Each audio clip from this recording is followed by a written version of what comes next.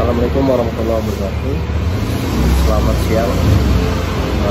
Mohon izin dengan saya di sini Pradina Magapira Zukut Sefudin dengan NIM 41422120071 dan teman saya. Nama saya Polel Akbar Manulang dengan NIM 41422120002. Pada kesempatan kali ini kami akan mempresentasikan hasil dari tugas besar 2 praktik sel elektrolisis dengan menggunakan media pensil baterai dan kabel, melibatkan penggunaan alat tersebut untuk menjalankan reaksi elektrolisis.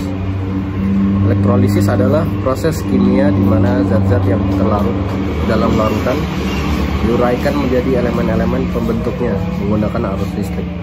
Pensil baterai digunakan sebagai sumber arus listrik. Pensil baterai biasanya terdiri dari 2 batang karbon yang terbuat dari grafit yang berfungsi sebagai elektroda positif anoda dan elektroda negatif katoda. Antara kedua elektroda tersebut terdapat media elektrolit yang bisa berupa larutan garam atau asam. Media elektrolitik ini memungkinkan aliran ion-ion dari anoda ke katoda selama proses elektrolisis. Proses elektrolisis dimulai dengan menghubungkan kabel penghubung dari pensil baterai ke elektroda. Salah satu ujung kabel dihubungkan ke elektroda positif atau anoda, sedangkan ujung yang lain dihubungkan ke elektroda negatif atau katoda. Ketika arus listrik mengalir melalui pensil dan baterai, reaksi elektrokimia terjadi di antara elektroda dan media elektrolit. Pada elektroda positif atau anoda terjadi reaksi oksidasi. Atom-atom atau molekul-molekul zat yang terlarut dalam media elektrolitik kehilangan elektron-elektronnya dan berubah menjadi ion-ion positif. Ion-ion positif tersebut bergerak menuju elektroda negatif atau katoda melalui media elektrolitik. Di elektroda negatif atau katoda terjadi reaksi reduksi. Ion-ion positif yang bergerak menuju elektroda negatif menerima elektron-elektron dari elektroda dan kembali menjadi atom atau molekul netral. Dengan adanya proses oksidasi dan reduksi yang berlangsung pada elektroda anoda dan elektroda katoda, zat-zat yang terlarut dalam media elektrolitik diuraikan menjadi elemen-elemen pembentuknya.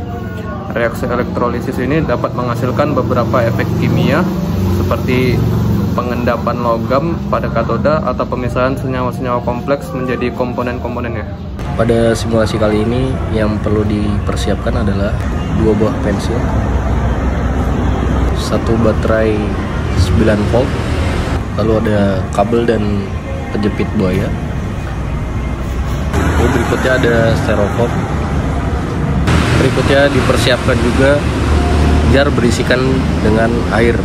Lalu dipersiapkan juga garam sebagai larutan. Siapkan larutan elektrolit dengan melarutkan garam.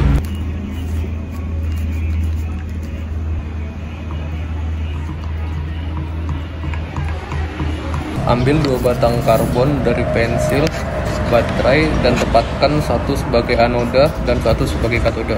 Tempatkan elektroda tersebut dalam larutan elektrolitik yang berupa air yang dicampur dengan garam. Pastikan bahwa elektroda tidak saling menyentuh. Akan terbentuk gelembung-gelembung gas pada anoda dan katoda. Ion bermuatan positif maka akan menarik ion-ion yang bermuatan negatif. Salah satunya adalah ion Cl- yang kemudian akan memberikan elektronnya kepada anoda. Disinilah terjadi proses oksidasi dengan rumus Cl- menghasilkan Cl2 plus 2E. Cl- yang melepaskan elektronnya bergabung menjadi elektron diatomik Cl2 atau yang biasa disebut sebagai gas klorid.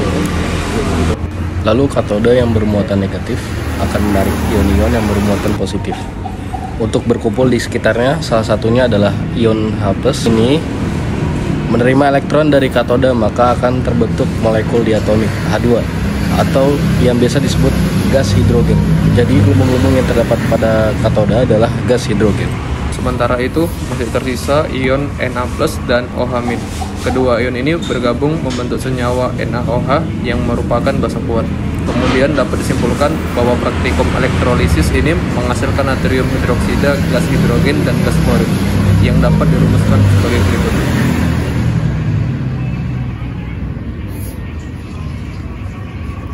Sekian presentasi dan simulasi dari kami mengenai praktikum sel elektrolisis. Kurang lebihnya mohon maaf. Assalamualaikum warahmatullahi wabarakatuh.